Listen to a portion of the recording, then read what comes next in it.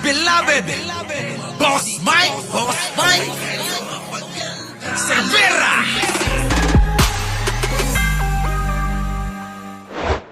Alang ng International Criminal Court, Nako, ito na. Oh, ano sabi? Duterte, sa ICC. Bagong-bago, mga kababayan. Ngayon lang. Pasok! posible umanong isaalang-alang ng International Criminal Court ang asal ng kampo ni dating Pangulong Duterte at kanyang mga taga-suporta. Nako. Kaugnay ng hiling nitong interim release o paglaya habang dinidinig ang kaso. Nako, yan na nga ba sinasabi ko eh. Di ba? Laging fake news ang sinasabi, mga kababayan ng mga DDS eh. O, paano ngayon yan? O, titignan nila, isasaalang-alang nila yung mga pambubuli nyo. Yung mga pambubuli nyo, mga kababayan ha, ng mga DDS. O, sige, tuloy. Ang iba pang posibleng kondisyon para dyan sa pagtutok ni Maki Pulido. Nako. Umaasa ang kampo ni dating Pangulo Rodrigo Duterte, papayagan siya ng International Criminal Court na pansamantalang makalaya sa pamamagitan ng mekanismo na interim release. Nako po, interim release, ayan yung inaasahan nila. O, yan po yung pansamantalang kalayaan para naman po, no, habang naghihintay ng kanyang hearing dyan sa ICC. Sa palagay nyo, mga kababayan, kapag ka ba si Digong inauwi, may babalik pa nila ng ICC? O, ako tingin ko, mga kababayan, hindi. Bakit to? Bakit? Kasi kapag kahuyan nakauwi dito, papalibutan na naman ng mga tangayan. Puro mga tangat mangmang yung papalibot kay Digong. Ihaharang na naman nila yung mga sarili nila kahit sa kanyon. Ganun ho yung mga taga-suporta ni Digong eh. Di po ba? Kaya kailangan mga kababayan, wag na, dyan na lang. Mas safe po dyan, Tito Randy, tuloy. Application for interim release, you'll know about it because it'll be published on the court website. Right. But it's a sure thing, essentially. Ang pasya ng korte nakadepende sa mga kondisyong nakasaad sa Article 58 ng Rome Statute. Sisipot ba ang suspect sa mga pagdinig ng korte? Yan, sisipot ba ang mga suspect? Si Digong yung suspect. Si Bato yung suspect. Sila Albayalde yata kasama din.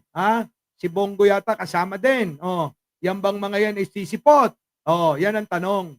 Hahadlangan ba niyang investigasyon sa kaso? Hahadlangan niya ba? Halimbawa po mga kababayan, yung mga nagrereklamo sa kanya na nasa Pilipinas, baka takutin, bayaran, o ano pa man, na po pwede para mahadlangan yung kaso. Gagawin ba ni Digong yan? Mayroon ba siyang kakayanan na gawin to? Meron, mga kababayan. Unang-una, may kapangyarihan pa si Digong dahil marami pang taga-suportang mga iilan. Ikalawa, maraming pera si Digong. Diba mga kababayan? Ikatlo, mga kababayan, nandoon pa rin sa yung trauma ng mga biktima, nasa kanila pa rin yan mga kababayan.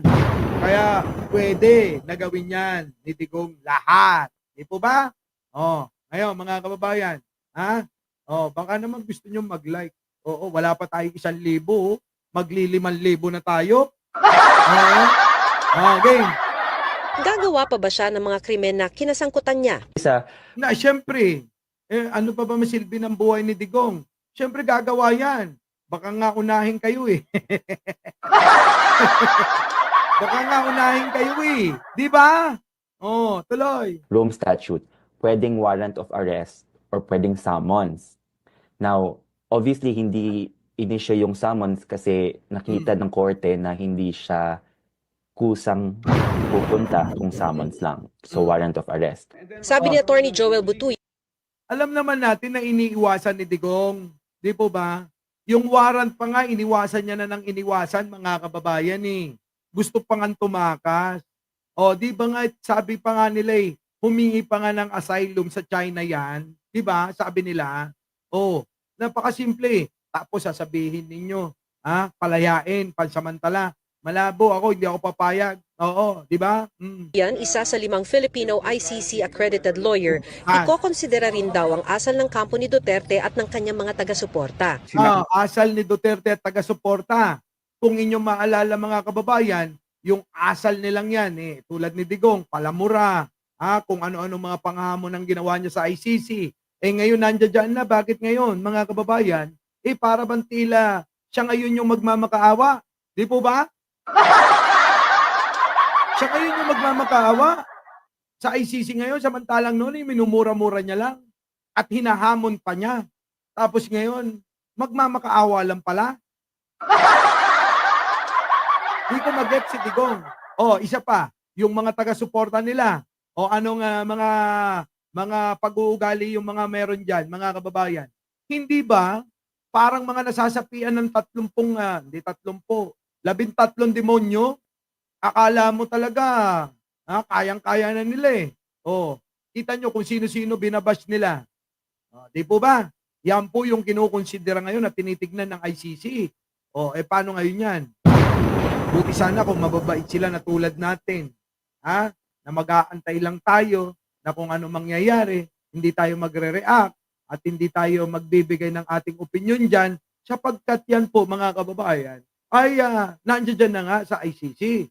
Di hayaan na natin gumulong ang proseso nila at kung ano magiging resulta, irespeto natin. Irespeto pa rin natin. Di ba? Large business, tuloy. Tan pa nga yung isang policewoman, nagkaroon ng malaking bukol. And there was an attempt to really prevent his arrest. Nandiyan na rin yung mga ginagawa ng mga... Kaya nga mga kababayan, kita nyo, yan pa lang aarestuin pa lang, pinipigilan na nila.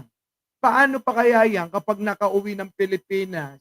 Sa palagay ninyo, ganun-ganun na lang uli na papuntahin ng dahig? Malabo. Kaya hindi na nga makakabalik to ng Pilipinas eh. Supporters niya to the point na binubuli and ini-intimidate yung mga judges mismo. Kita nyo, pati mga judges, pati yung mga hurado doon binubuli ng mga DDS. Ganun sila kasalbahe. Mga salbahe talaga eh. Pero yun ninyo, pati yung mga mga judges binubuli nila, tinotroll nila. Kung ano-ano sinasabi. Kung ano yung ginagawa sa atin, yun yung ginagawa nila mga kababayan. Pupunta sila sa account ninyo, tapos magko-comment doon ng kung ano-ano, imi-message ka nila ng kung ano-ano, pagbabantaan yung buhay mo ng kung ano-ano, tapos bigla ka nilang ibablock. Ganon, klase yung mga DDS.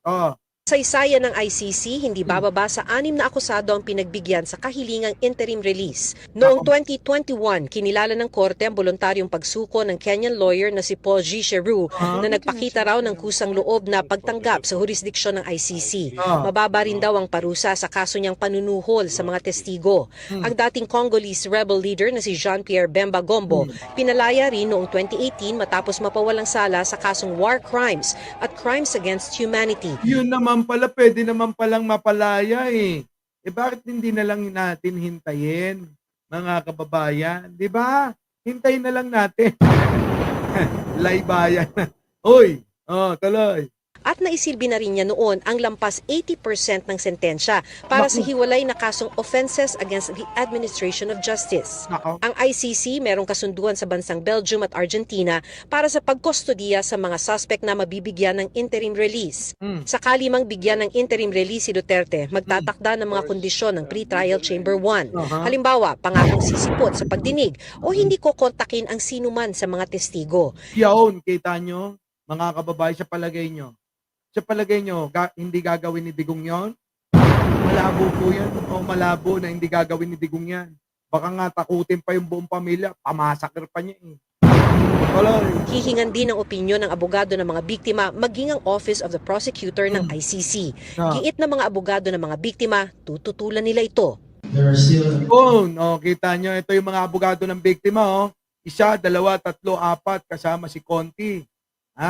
Ito yung mga mga kababayan. Ito yung mga abogado ng mga biktima. Ay nako, dami pala, Serious security concerns for the victims. Siyempre, security nila na dapat yan, yung security ng mga biktima ang nakasalalay diyan. Ay nako mga kababayan, maniwala kayo. Baka mamaya yung mga yan matakot na pumunta diyan. Saan? Sa ICC para testify o magbigay ng kanilang mga salaysay. Tumistigo, Di ba? Imbis na titistigo yung mga yan, mga kababayan, baka hindi na. Oo. Eh kung tatakutin pa naman ni Digong eh. For the potential witnesses. In fact, we have seen that online and in person. Secondly, Mr. Duterte, as stated in the arrest warrant, is still a very influential man. Ano man Kita nyo, di ba? Oh, si Duterte, mga kababayan, yung mga taga-suporta niya, babayaran lang. Mag-rally kayo para sa akin. Punta kayo dito sa Liwasan o kaya dito sa bahay. Palibutan nyo tong bahay ko. Huwag kayong magpapapasok ng mga pulis. Ng mga Interpol.